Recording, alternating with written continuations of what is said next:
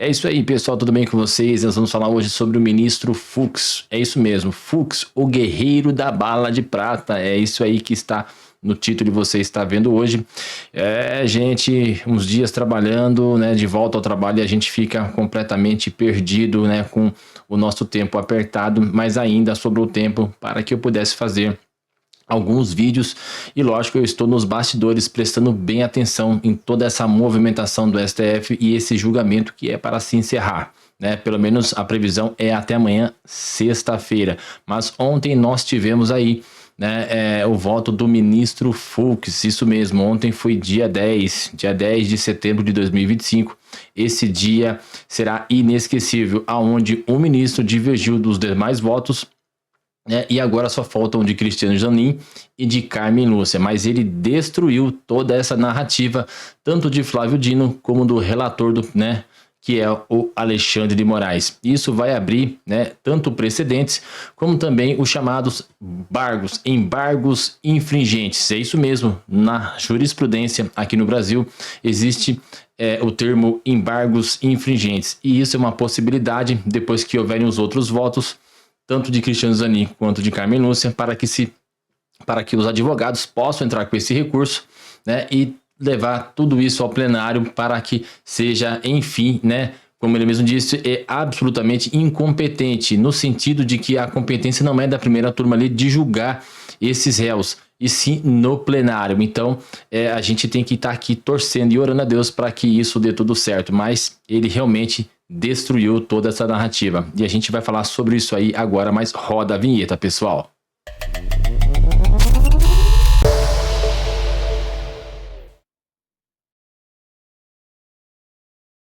E é isso aí, galera. Agora a gente vai discorrer um pouco sobre a nossa reportagem. E a gente está aqui no site da BBC ou bbc.com, tá certo?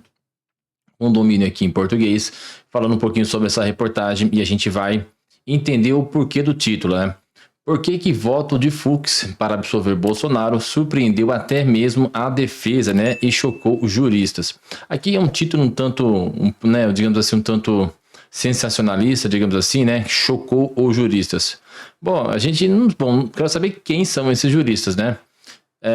Só no mínimo pode ser aqueles juristas esquerdistas que esperavam que a condenação fosse unânime, né? Mas Fux, sendo um juiz de carreira, ele com certeza, né, ele julgou segundo o entendimento da própria Constituição e o que deveria ser, o que era esperado por juristas que realmente prezam pelo ordenamento jurídico, né, da forma como ele foi legislado pelo Congresso, né, pela Constituinte, enfim. Então a gente vai entrar aqui na reportagem. Mariana Schreiber, né, e Leandro Prazeres, é isso mesmo, não me lembro como se pronuncia aqui, ó. Então é o seguinte, da BBC News Brasil em Brasília, dia 10 de setembro de 2025, atualizado a 9 horas, tá? Então a manchete está quentinha aqui, a gente vai falar um pouquinho e entender o porquê desse título, mas de fato já era se esperado que Fux fosse divergir, mas não nessa intensidade, né? Na forma como ele expôs desde o início, e ele fez ali uma exposição bem cronológica, né? Desde quando começou, né? Desde quando se iniciou essa história de golpe, né? De Estado, e ele veio trazendo outros fatores, né? Mostrando o julgamento de outros ministros em relação a outros eventos que foram parecidos, só que desta vez eles estão tornando o julgamento político, porque a forma como está sendo julgado realmente é uma forma muito, muito além daquilo que nós conhecemos como jurisprudência no Brasil. Conhecido por ser um ministro muito duro em ações penais, ou seja, que raramente atende pedidos da defesa, Luiz Fux adotou a postura oposta no julgamento do ex-presidente Jair Bolsonaro e mais 7 ex-integrantes de seu governo no Superior Tribunal Federal. Lembrando que, por não terem foro privilegiado, eles jamais poderiam ter sido julgados pelo STF, teria que ter ido lá primeiro, né, para o juiz natural, a primeira instância, assim como aconteceu também com o atual presidente Lula, que na época era ex-presidente, né, estava sendo julgado aí no caso da Lava Jato, entre outras acusações, certo? Então foi isso que Fux deixou bem claro. O ministro também votou, nesta quarta-feira, dia 10/9, para que o processo seja anulado e absolveu Bolsonaro por todos os 5 crimes denunciados pela Procuradoria-Geral da União. E aqui eu quero abrir um parêntese que esses supostos crimes que estão sendo imputados a Jair Bolsonaro, né, não tem nexo. Uma vez que o próprio processo está contaminado e não tem fundamento nessas acusações, né? Mas como é um julgamento político, eles estão empurrando goela abaixo. A gente sabe que o voto de Fux abre um precedente, mas é um voto vencido porque nós já entendemos como será o voto de Carmen Lúcia e também de Cristiano Zanin, principalmente de Cristiano Zanin, né? Aqui abre-se aspas. A questão do voto do ministro Fux chocou todos pela falta total de aderência ao passado. Vamos lembrar que o ministro Fux sempre foi punitivista, fecha aspas, disse o criminalista aqui Auri Lopes Júnior, professor da política da Universidade Católica do Rio Grande do Sul, em um vídeo compartilhado em seu Instagram. A gente vai ter oposição, mas tudo que ele falou tem base, né? E é o que era de se esperar num julgamento como esse. Na verdade, esse julgamento não era nem estar para acontecendo, né? Tá tudo errado. Se eu não me engano, acho que era só o Anderson Torres que tinha foro privilegiado isso na época, né? Se eu estiver enganado aqui, eu corrijo no vídeo depois. Além de Bolsonaro, Fux votou pela absolvição dos réus Anderson Torres, Almirante Almir Garnier, General Paulo Sérgio Nogueira, General Augusto Heleno e Alexandre Ramagem. Gente. Então aqui a reportagem por si só já está acabando aqui, eu vou finalizar. Em um voto que durou mais de 10 horas, foram 10 horas ali, né, somadas, acho que totalizaram 14 horas, porque eles tiveram à noite,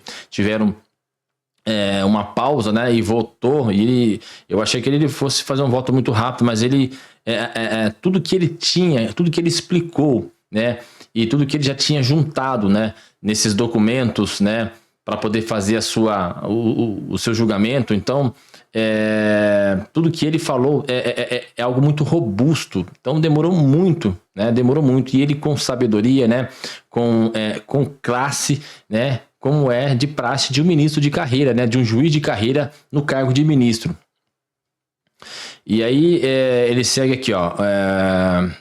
Fux condenou o delator Mauro Cid, tenente-coronel, que deu várias versões e deveria ser anulado, né, essa delação premiada, e o ex-ajudante de ordens de Bolsonaro pelo crime de tentativa de abolição do Estado Democrático de Direito.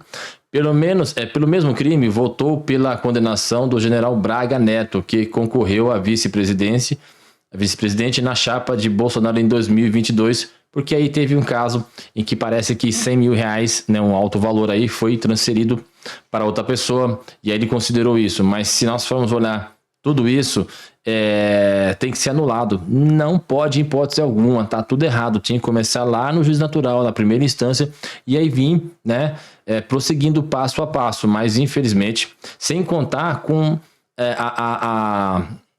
o impedimento, né, da Suprema Corte, principalmente na pessoa de Alexandre de Moraes, em relação aos advogados que não conseguiam ver os autos, né? E quando receberam o material, era um material muito gigantesco, né? N páginas em tão pouco tempo para se produzir, né? Para se deixar pronto uma defesa. Então isso realmente é lamentável. Mas Fux vai ficar para a história como um único ministro, né? No meio de todos esses outros. É lógico que eu não vou tirar aqui o mérito do Mendonça e do Cássio Nunes Marques, mas o ministro ali, ele realmente, ele pontuou coisas muito importantes e que de fato vão ficar para a história, porque foi algo que ninguém esperava, né? Porque Alexandre de Moraes ficou com cara de tacho, tanto ele quanto o Dino. E aí, nos votos seguintes agora de Carmen Lúcia e de Cristiano Zanin, vamos ver o que eles vão dizer, porque quero ressaltar aqui e reiterar mais uma vez, porque haverá, né, é um precedente que se abre com relação a isso, porque aí vem o tal do embargo e dos embargos infringentes, que abre uma possibilidade de recurso dos advogados para que todo esse julgamento seja anulado, tá certo? E aí a votação tem que ir para o plenário, né? E isso vai com certeza refletir no meio jurídico, com toda a certeza, porque de fato é um entendimento muito divergente, né, dos ministros, mas já era um entendimento da defesa e no que tange a questão da jurisprudência no Brasil, né, concernente a esse julgamento do 8 de janeiro e do suposto golpe. Gente, vai ficar aqui as minhas considerações finais.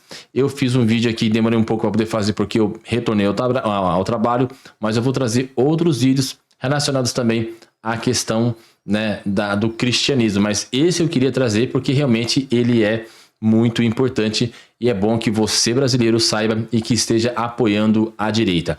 Fica com Deus, um grande abraço, que o amor de Deus, que a graça do nosso Senhor Jesus Cristo e as consolações do Espírito Santo estejam com você. Uma ótima semana e vamos seguir acompanhando esses passos finais desse julgamento. Um grande abraço, tchau, tchau.